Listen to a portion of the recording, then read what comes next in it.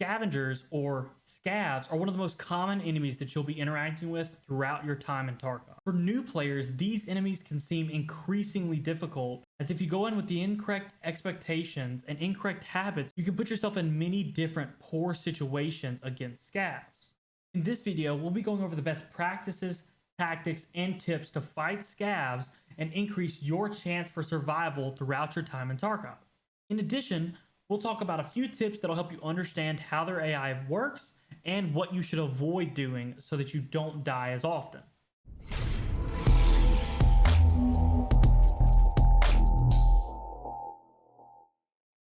Hi, I'm Slayers and welcome to another video in the Lost in Tarkov series here on the Slayers Gaming channel.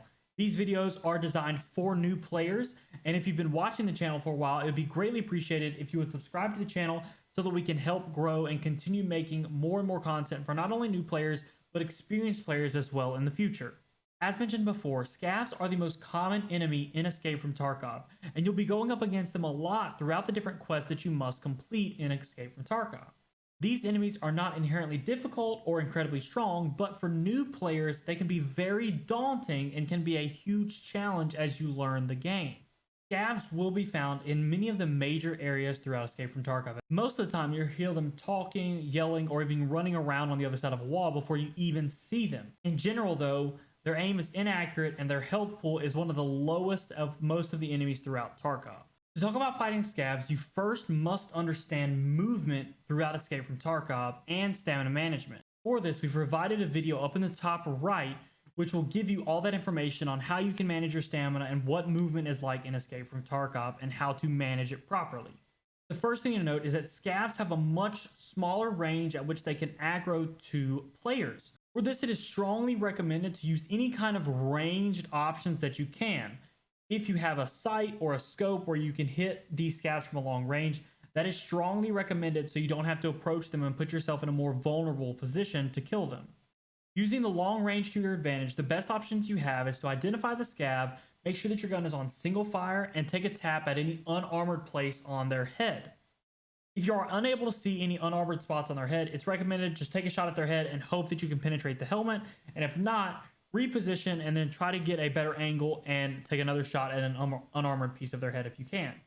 Single fire is highly recommended in these long range situations because it helps you control your gun much quicker and it helps you land that second shot more accurately rather than just getting a second shot off faster if it doesn't even hit. When you're first starting out, your priority should always be accuracy over speed. If you can accurately eliminate all of your targets, you're more likely to make it from the start of your raid to the extraction than if you just sprint to the extraction. With scavs, in most cases, you'll at least have time to line up the shot and pull the trigger before it even turns and identifies you. In addition, if a scav is moving and you're having trouble lining up the shot, it's recommended to either just wait for the scav to stop moving, or if they're actually aggroed on you at this point, it's recommended to move to the nearest cover, wait for them to stop moving, and then try to take a peek and try to eliminate them that way. On the other end of the spectrum, you have close range gunfights.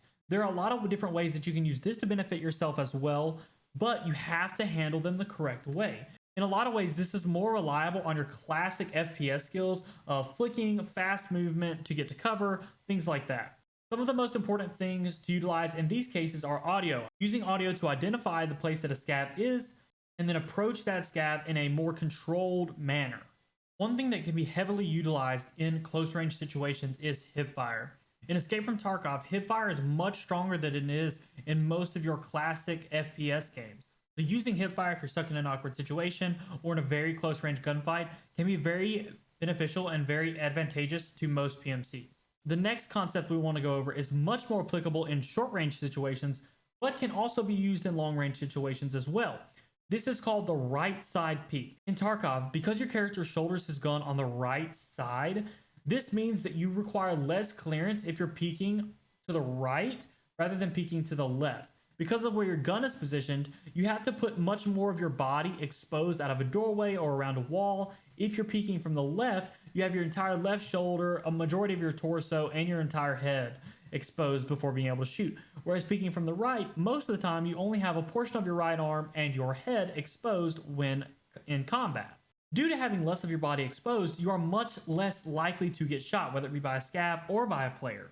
In some cases with right side peeking, a lot of the different AIs actually just don't even react to you if you're peeking at a very, very shallow manner. The one exception to this rule, I would say, is if you are interacting with a scav, I do not recommend exposing your head for very long. If your head is the only thing exposed, when the RNG hits and that scav is supposed to get a hit on you, it will head eyes you from a ridiculous, ridiculous distance away. These scavs will take your head off if you use these types of peaks for too long. So it's recommended to use it to get an advantage on the scav early on, kill him. If you don't kill him, it's recommended to get back behind the cover, adjust whether you move further back, whether you move to a different position of cover, and then repeat. It's not recommended to continue holding the same angle for a long period of time against the same scav. Some of the most common occurrences of having your head exposed for too long that you don't even realize are happening are with hills. A lot of times when you peek over a hill, even though you can't see the scav can actually see through the particles of grass, which you can't see, and then he sees your head for much longer. So if you go behind the hill because he saw you and then peek your head back up, you may not realize that although you're aiming and walking slowly, he can already see your head. So this gives him the ability to take your head off before you can even see him. The most important thing to take away from this is that if you've been interacting with the same scav over a long period of time, it is highly recommended to at least change positions if possible. Even as an experienced player, fighting scavs will randomly be extremely challenging, whether it's because there's too many spawn or whether it's because they're pushing at an alarmingly aggressive rate. It can become a challenge even for the most experienced players. However, the goal of this is to get you as comfortable fighting scavs as possible so that you're in those positions where you're uncomfortable and are in a challenge less often. In most cases, ensuring that you have good positioning and can quickly make it to cover and quickly get your gun up and shoot back, you will have no problem taking care of scavs. Hopefully, if you're a new player, this will help you control situations where you're interacting with scavs more often and will help you get to the end of your raids more often rather than being ended by a simple scav. This will help you hopefully get on the positive side of more of these fights and not the negative side, causing you to go back to your inventory and having to re-gear and figure it all out again. If you felt like this video was helpful or would be helpful to any new players, I'd greatly appreciate it if you would like the video and comment or send it to those new players if you feel like they should see it. Let me know down below what you thought about scavs when you first started playing. I personally was pretty freaked out by the way that they screamed Russian at you and things like that, and I've seen a lot of people online who felt the same way. If you have been watching the channel but have not subscribed yet, it would be greatly appreciated if you would, so we could put more content out like this and more content out that maybe fits even a larger audience. With that being said, thanks for watching, and I'll see you in the next video.